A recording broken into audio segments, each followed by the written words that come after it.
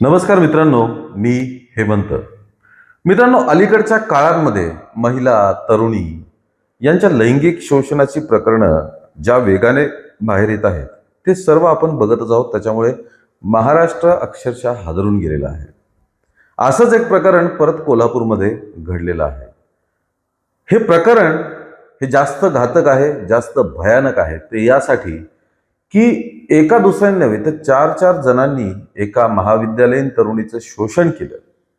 ते सुद्धा जिचं प्रेम होतं एका मुलावरती, त्या तिच्या बॉयफ्रेंडने त्याने स्वतः कट रचून हे सर्व प्रकरण घडवून आणलेलं आहे.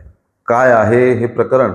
कोण आहे ती महाविद्यालयीन तरुणी आणि तिच्या बॉयफ्रेंडने कसा जाळ टाकून तिला फसवलं आणि तिच्या बॉयफ्रेंड सहित कशा पद्धतीने जाळं टाकलं आणि या जाळ्यामध्ये तिच्या बॉयफ्रेंड सहित त्याच्या 3 मित्रांनी सुद्धा या तरुणीचा फायदा घेतला. कसा कसा तिचा छळ केला हे सर्व आपण या व्हिडिओतनं बघणार आहोत. मित्रांनो, प्रकरण आहे कोल्हापूरमधलं. आता कोल्हापूर हे अतिशय सुसंस्कृत शहर, जिल्हा मानला जातो. परंपरा मोठ्या आहेत कोल्हापूरच्या, पण तिथे असं एखादं प्रकरण घडावं हे खरंच आश्चर्यकारक आणि खेदजनक असल्याचं आपल्याला दिसून येतंय. एक महाविद्यालयीन तरुणी, तिला काही कामासाठी पासपोर्ट फोटो काढून पाहिजे होते. तिने एका फोटोग्राफरला संपर्क केला. आदित्य शेटगे हे त्या फोटोग्राफरचं नाव. त्याला संपर्क केला, आपल्याला फोटो काढायचे. जाऊन फोटो काढले आणि आय कार्ड बनवण्याचं काहीतरी तिचं काम होतं, ते काम पूर्ण करण्यास सांगितलं. हे काम करत असताना, हे फोटो काढत असताना तिची त्याच्यासोबत ओळख झाली. दोघंही तरुण, त्यामुळे ओळखीचं रूपांतर अर्थातच मैत्रीत झालं. मैत्री झाल्यानंतर या आदित्य शेटगेने तिला सांगितलं की मला तुझे अजून काही फॅशनेबल फोटो काढायचे आहेत, आपण एक फोटो सेशन करूया. तिला बोलवून घेतलं. आउटडोर एका जंगलासारख्या ठिकाणी तिचं फोटो सेशन केलं. चांगले फोटो काढले. तो फोटोग्राफर असल्यामुळे मुलींनी सुद्धा त्याला लगेच संमती दिली आणि आदित्य शेटगेने तिचं फोटो सेशन केलं.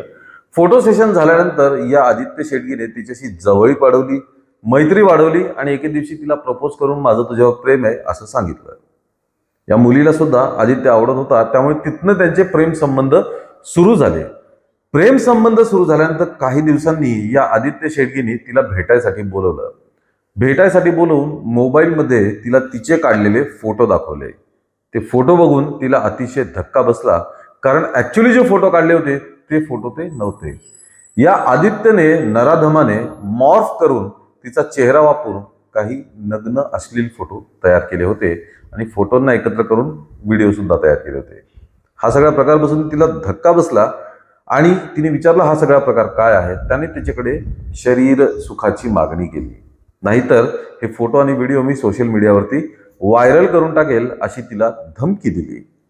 त्यानंतर नाईलाजाने ही तरुणी तयार झाली.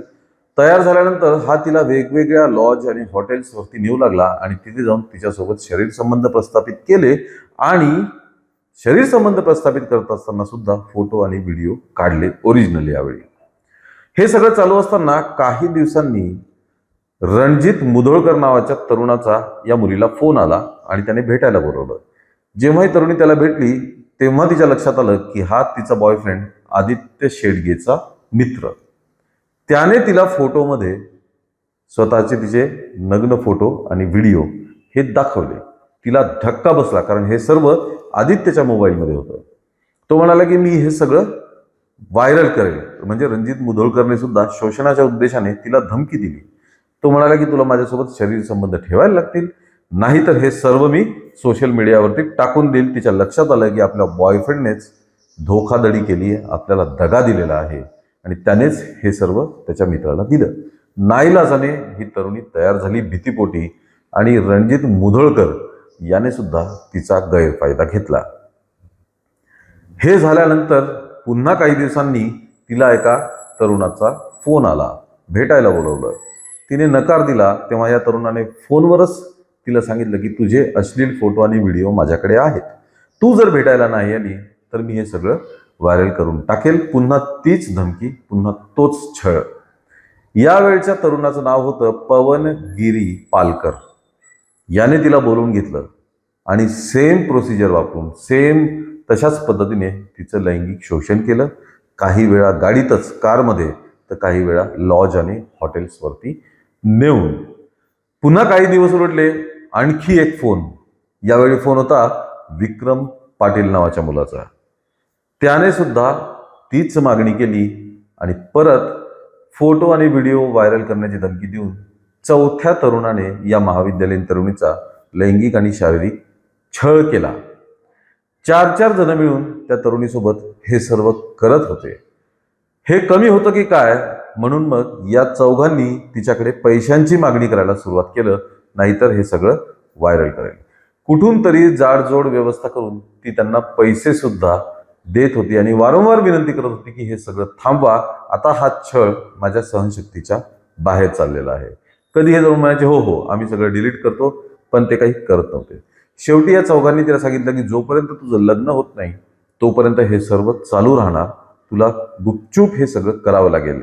विचित्र विचित्र मागण्या तिच्याकडे करत होते चौघ जण मिळून. शारीरिक शोषणाच्या विचित्र मागण्या तिच्याकडे करत होते.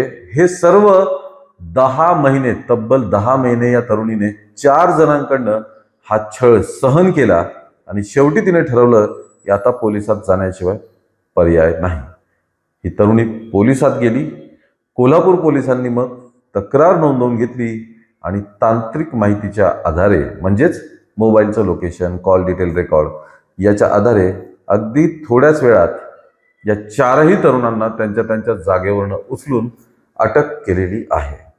तरुणीने हे धाडस खरं तर खूप आधी दाखवायला पाहिजे होतं. जेव्हा आदित्य शेडगे याने तिचा अशा पद्धतीने छळ सुरू केला होता, हिने तेव्हाच हे पाऊल पोलिसांकडे जाण्याचं उचलायला पाहिजे होतं. पण इज्जत, अब्रू, घरच्यांचं नुकसान, घरचे उद्ध्वस्त होतील या विचाराने या तरुणीने खूप उशिरा हे पाऊल उचललं, पण त्याच्या बदल्यात तिला हा छळ, अतोनात छळ सहन करावा लागला होता. मित्रांनो, अशा पद्धतीने एका महाविद्यालयीन तरुणीचं आयुष्य उद्ध्वस्त करणं, ब्लॅकमेलिंग करून तिच्या विश्वासाचा गैरफायदा उचलून हा सगळा प्रकार करण्यात आलेला आहे. त्यामुळे तरुणीने सुद्धा स्वतः सावध असायला पाहिजे होतं. प्रेम करणं वाईट नाही, प्रेम करणं चुकीचं नाही, पण जोपर्यंत लग्न होत नाही तोपर्यंत एक मर्यादा ओलांडणं, हे मुलं असो का मुली असो, दोघांसाठीही घातकच आहे मित्रांनो. त्यातून मग हे असे गुन्हे जन्म घेत असतात. कोल्हापूर हादरलंय, महाराष्ट्र स्तब्ध झालाय या सर्व प्रकरणामुळे. तुमचं काय म्हणणं आहे, तुमचं काय मत आहे, हे आम्हाला कमेंटमध्ये नक्की कळवा. या व्हिडिओला लाईक आणि शेअर करा आणि आमच्या चॅनलला ताबडतोब सबस्क्राईब करा. धन्यवाद.